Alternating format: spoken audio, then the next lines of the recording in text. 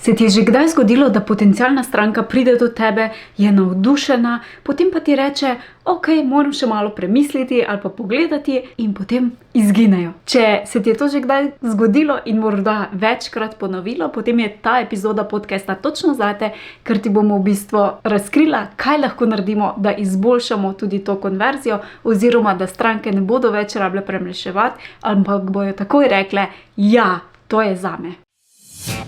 Hej, dobrodošel, dobrodošla v podjetniškem podcastu Legendarni, ki je namenjen vsem, ki želite svojim delom pustiti trajen pečat in ustvariti več kot le uspešen posel. Če se še pa ne poznava, moje ime je Maja in podjetnikom in podjetnicam pomagam pri gradnji brenda, vse od postavitev temeljev, celostne grafične podobe, spletne strani, ki konvertira obiskovalce v stranke in rasti in razvoju brenda.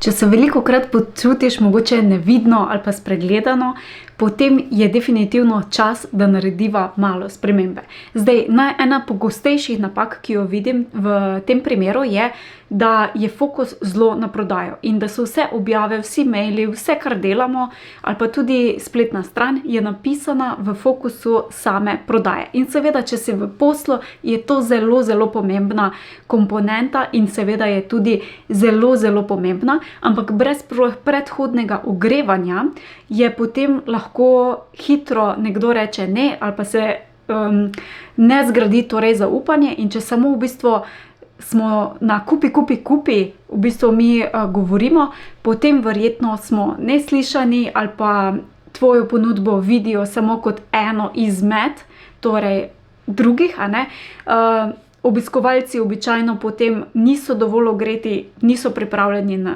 za nakup, ne zgradi se to zaupanje in ker ni zaupanja, ne pride do transakcije in tvoja energija gre v prepričevanje namesto v to, da magnetično privlačiš svoje idealne stranke. In marketing ni samo prodaja. Je v bistvu potovanje, kjer v bistvu svoje idealne stranke pelješ od prvega stika, ko prvič sploh slišijo zate, pa vse do tega, da kupijo in te seveda priporočajo tudi naprej. Zdaj, če pa vidiš v bistvu kot marketing in tudi tako delaš samo kot prodajo in če si samo predstavljaš, da recimo direktno skočiš v prodajo, je to v bistvu, ko nekoga srečaš, je to približno tako, kot da v prvih 10 minutah ali pa sekundah zmenka, takoj rečeš, ali se bo nekdo poročil s tabo. Verjetno bo te čudno pogledal in zbežal stran. In enako je tudi v našem poslu, torej ljudje potrebujemo čas, da se ogrejemo in da smo potem, spoznamo se, zgradijo odnosi, sploh če ponujaš storitve, tudi pri izdelkih je to seveda zelo pomembno. Zdaj, to seveda ne pomeni, da potrebuješ 1 leto, 2 leti, da se gradijo ti odnosi, ampak se lahko zelo hitro ti zgradijo. In ko imaš v bistvu sistem, ki ti, bom rekla kar tako na avtopilotu, ogrevajo te stranke in jim dajo možnost, da te spoznajo, potem je seveda lahko vse veliko hitreje in pa veliko lažje, ker ne rabiš v bistvu biti zmeraj tudi ti prisoten oziroma prisotna. In če imaš v bistvu tak sistem, pride seveda do večjega števila, ki ga lahko ogreješ, potem več prodaje, brez da skozi pritiskaš ali pa tistega vsiljevanja, globih občutkov, večje transformacije, več priporočil in večjega zadovoljstva na obeh straneh, tako na strani stranke, kot tudi tvoji, ker ne rabiš se zmeraj samo ukvarjati, samo s tem, kako zdaj, kaj še, kako prodati, kaj naj rečem, kakšne besede uporabiti, katera je tista čarobna beseda, ki bo prodala in tako naprej. Zato ti zdaj razkrijem oziroma greva še čez 5 korakov, kako v bistvu pripelješ enega popolnega neznanca do stranke. Torej od nekoga, ki še te nikoli ni slišal zate, do stranke oziroma, če temu rečemo, lahko kar ambasadorja mogoče celo.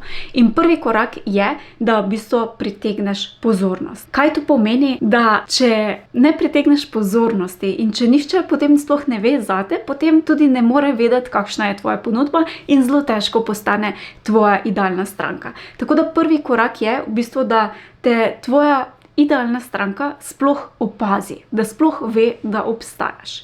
In Zdaj, kako to narediti? Seveda obstajajo zelo različni prijemi oziroma načini, a ne? Verjetno najbolj pogosto bodo marsikdo pomislil na družabna omrežja, kar je tudi seveda lahko zelo učinkovito, lahko pa je tudi seveda tvoja spletna stran, tvoje darila, tvoje pojavljanje v medijih, da organiziraš dogodke, da organiziraš aktivnosti. Skratka, cel kup je teh načinov, kako lahko v bistvu pritegneš pozornost. Pa seveda tudi oglasi delujejo. Drugi korak, torej ko pritegnemo pozornost, je potem drugi korak, da pritegneš tudi zanimanje. Zdaj, če te samo nekdo opazi in se ne ustavi in pogleda in mogoče se seznani s tvojo ponudbo, potem smo to osebo lahko hitro izgubili, a ne? Zato je zelo pomembno, da tudi pritegnemo zanimanje in vsebine, ki jih ustvarjamo ne samo za družabna omrežja, ampak tudi za spletno stran, za blog, za podcast, za dogodke, za novice, za e-mail novice, za brezplačna darila, skratka vse. V bistvu je idealno, da ustvarjamo vsebine, ki nam gradijo ta promet oziroma začnejo graditi odnose na dolgi rok. Kaj mislim s tem? S tem mislim, da so v bistvu potem vsebine res zelo pametno narejene oziroma načrtovane, tako da res spodbudijo, pritegnejo zanimanje, da se nekdo ustavi, prebere, mogoče dobi kakšen uvid, mu raztopimo kakšen ugovor, mu pokažemo kakšno drugo perspektivo in tako naprej. In tretji korak je potem, da v bistvu zgradiš odnos. A ne?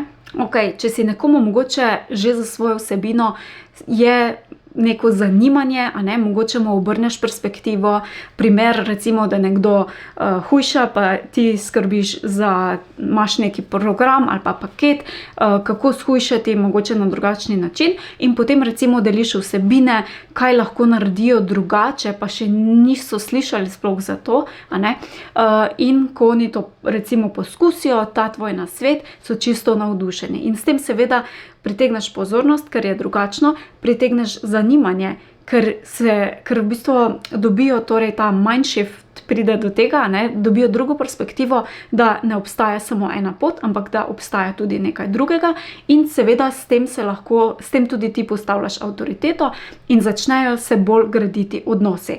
In seveda, jaz vedno svetujem, družabna omrežja so fantastična, super, dajmo izkoristiti, ampak dajmo graditi tudi občinstvo na nekem svojem kanalu, kjer imamo mi nadzor nad njim. In ko gradimo odnose, se gradi tudi zaupanje. In fajn je, da si potem to naše občinstvo želi tudi več oziroma narediti korak naprej. To pomeni, da lahko v bistvu občinstvo potem gradivo na svoji spletni strani ali pa še fajn, da je v kombinaciji tudi z mailing listo ali pa s telefonskimi številkami, če izbiramo, se pravi, da imamo direktne kontakte, kateri so v naši bazi in nismo odvisni recimo od algoritma Facebooka, Instagrama in tako naprej. Četrti korak je potem, da pretvoriš v stranko, a ne? Zdaj, če imamo veliko občinstvo, pa od tega zelo malo kupcev, potem nismo ravno veliko naredili. Zato je zelo pomembno, da v bistvu gledamo tudi na to, da gradimo bazo teh naših strank oziroma potencialnih strank in ne samo tistih, ki so firbci ali pa ki bi imeli samo vse brezplačno. Vedno pa se bodo tudi takšni najdli in načeloma niti ni tako zelo narobe nič s tem. In kako zdaj, torej, četrti korak je, da pretvoriš te tvoje ogrete, rahlo ogrete občinstvo tudi v stranke. To v bistvu je fajn, da se naredi na način, da postaneš ti kot ponudnik neke rešitve edina prava izbira. In seveda, kot že vedno potem opozorim, brez manipulacije in pa brez kakršnega koli zavajanja, kjer lahko v bistvu jih izobražuješ na eni strani, raztapljaš ugovore in tudi jih vodiš do tega, da razumejo, zakaj si ti prava izbira, zakaj počneš to, kar počneš. Primer, recimo, jaz zelo rada govorim o celostnem pristopu oziroma recimo, ko delamo spletno stran, vedno zagovarjam to, da ne lotimo se spletne strani od začetka, a ne, najprej, ampak ko imamo postavljen tudi drugi sistem. In zakaj postaneš edina izbira lahko? Zaradi tega, ker ta sistem, recimo celoten, dobijo pri tebi in to je sistem, ki bo potem dejansko, recimo spletna stran, pretvarjala obiskovalce v stranke. Samo tehnična postavitev spletne strani za moje pojme ni dovolj. In tisti, ki iščejo samo to, najbrž nisem jaz prava izbira za njih. Ampak to je samo en primer. Fajn je torej, da razmisliš, kaj je pri tebi torej tisto, zakaj si ti edina prava izbira in potem seveda v vseh sporočilih to tudi deliš. In potem je pa še 5. korak, da ustvariš navdušenje. Kaj to pomeni? To pomeni, da so stranke, ki so zdaj že tvoji kupci ali manjše ponudbe ali glavne ponudbe, čisto vseeno, da se začnejo vračati. Da delajo ponovne nakupe, če imaš mogoče spletno trgovino, da se vračajo in zmeraj znova nakupujejo pri tebi. Ali pa tudi, če imaš več ponudb, da grejo potem iz ene ponudbe, kupijo drugo, tretjo in tako naprej. In zraven tega, ker so tako navdušene, te priporočajo naprej in postanejo v resnici tvoji ambasadorji. In to je v bistvu teh 5 korakov, po katerih je fajn, torej, da si zgradimo svoj posel, ker res potem veliko lažje pripeljemo neke tujce, nekoga, ki še nas ne pozna, do točke, ko niso samo stranke, ampak jim res pomagamo, jim res rešimo problem in postanejo tudi naši ambasadorji. Zdaj, če želiš, seveda lahko ta sistem postaviš čisto sam oziroma sama, te pa povabim, da se pridružiš v naš en taki mini brezplačni tečajček. Začnemo 22. aprila. Vse informacije pa najdeš spodaj pod videom. Hvala za tvoj čas in pozornost. Če ti je bila epizoda všeč, te vabim, da se naročiš na podcast v najljubši aplikaciji, kjer poslušaš podcaste in tako ne zamudiš naslednje epizode. Vesela bom tudi povratne informacije, kako ti je bila epizoda všeč in česa si želiš več. Hvala ti in naredi si čudovit dan.